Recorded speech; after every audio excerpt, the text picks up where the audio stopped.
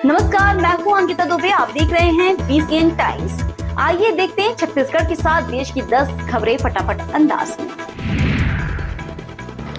छत्तीसगढ़ के रायपुर में बड़ी पेटी के अंदर सूटकेस में एक युवक की लाश मिली है। किसी ने मारकर लाश सूटकेस में डाला, फिर उस पर सीमेंट डाल दिया।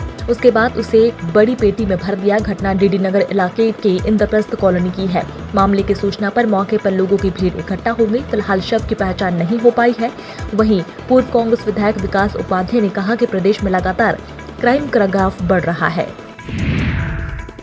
छत्तीसगढ़ के जशपुर जिले में महिला और उसके 2 बच्चों के शव रेत में दफन मिले हैं। आशंका है कि पारिवारिक विवाद या अवैध संबंध के चलते हत्या की गई है। गांव के ही युवक ने तीनों की मर्डर करने की बात कबूल की है, लेकिन अब वो फरार है। जानकारी के मुताबिक मरने वालों की पहचान सुभद्रा बाई 36 साल, बेटी 11 और बेटा 6 साल के रूप में हुई है, जो साज बहार गाँव के रहने वाले थे। मामला तपकरा थाना इलाके के उतियाल नदी किनारे का है। छत्तीसगढ़ के दुर्ग जिले में कुएं में मिली महिला और बच्चे की लाश मामले में पुलिस ने 2 आरोपियों को गिरफ्तार किया है।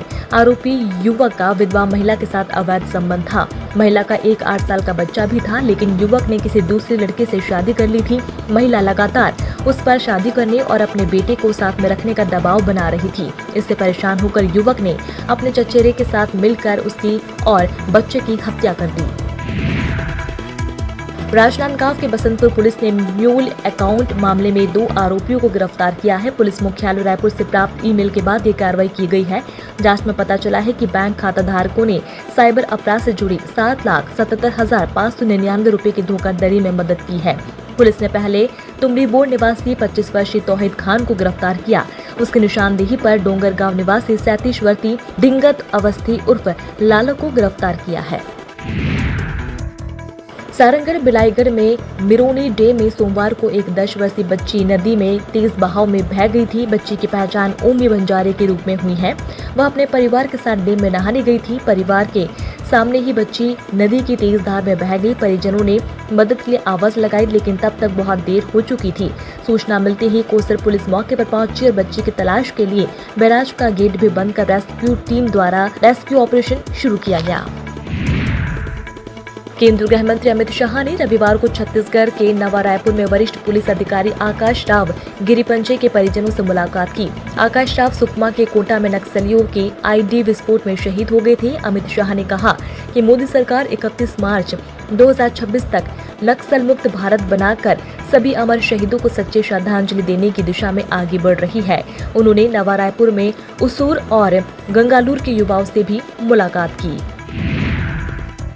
ईरान ने एक बार फिर दोहराया है कि वह अपने परमाणु प्रतिष्ठानों पर अमेरिकी हमलों का जवाब जरूर देगा। इसके साथ ही उसने इजरायल के खिलाफ मिसाइल और ड्रोन हमलों की एक नई श्रृंखला शुरू कर दी है। ईरानी सशस्त्र बलों के नए chief of staff Abd al Rahim Mousavi ने सोमवार सुबह एक बयान में कहा कि अमेरिका ने फोर्टो नतांज और इस्फहान परमाणु स्थलों पर हमला करके ईरान से संप्रभुता का उल्लंघन किया है और स्पष्ट रूप से इस्लामिक गणराज्य के खिलाफ युद्ध छेड़ा है। इंग्लैंड के खिलाफ पहले टेस्ट मैच में चौथे दिन केएल राहुल ने कमाल दिखाकर खेल दिखाते हुए अपना 9वां टेस्ट शतक पूरा किया। केएल राहुल ने दमदार पारी से टीम इंडिया की लीड 300 रन के पार पहुंच गई है। इस शतकीय पारी के साथ ही केएल राहुल इंग्लैंड में 3 टेस्ट शतक लगाने वाले पहले एशियाई सलामी बल्लेबाज बन गए हैं। उन्होंने इस मामले में सुनील गावस्कर, राहुल द्रविड़, विजय मर्चेंट और तमीम इकबाल जैसे दिग्गजों को पीछे छोड़ दिया है, जिनके नाम इंग्लैंड में 2-2 शतक है। बागेश्वर धाम के पीठाधीश्वर धीरेन्द्र शास्त्री 17 दिन के विदेश दौरे पर हैं। ऑस्ट्रेलिया और फिजी में 3 दिनों की हनुमंत कथा के बाद वे न्यूजीलैंड पहुंच गए हैं, जहां ऑकलैंड में उनकी कथा चल रही है। ऑकलैंड में धीरेन्द्र शास्त्री की कथा सुनने न्यूजीलैंड के कार्यवाहक प्रधानमंत्री डेविड ब्रिड सीमोर पहुंचे। उन्होंने कथा से पहले मन से भारतीय समुदाय के साथ राष्ट्रगान गाया। इसके बाद धीरेन्द्र शास्त्री ने अपनी पुस्तक भेंट की। ईरान ने कतर में स्थित अमेरिकी ठिकानों की ओर 6 मिसाइल दागी है। XIOS रिपोर्टर ने एक इजरायली अधिकारी के हवाले से दावा किया है।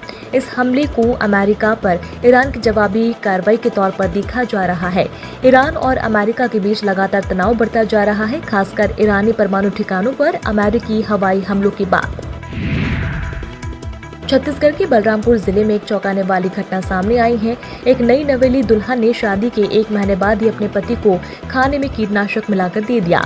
दुल्हन पहले भी पति को मारने की 3 बार कोशिश कर चुकी है, लेकिन चौथी बार में वह सफल रही। पुलिस ने युवती को पकड़कर जेल भेज दिया है। 22 साल के बुद्धनाथ की शादी 11 मई को बलरामपुर के रामचंद्रपुर थाना क्षेत्र के बिशनपुर गाँव की सुनीता से हुई थी। आज की खबर में इतना ही। फिर मिलेंगे अगली नई खबर के साथ। आप देखते रहिए BCN टाइम्स। नमस्कार।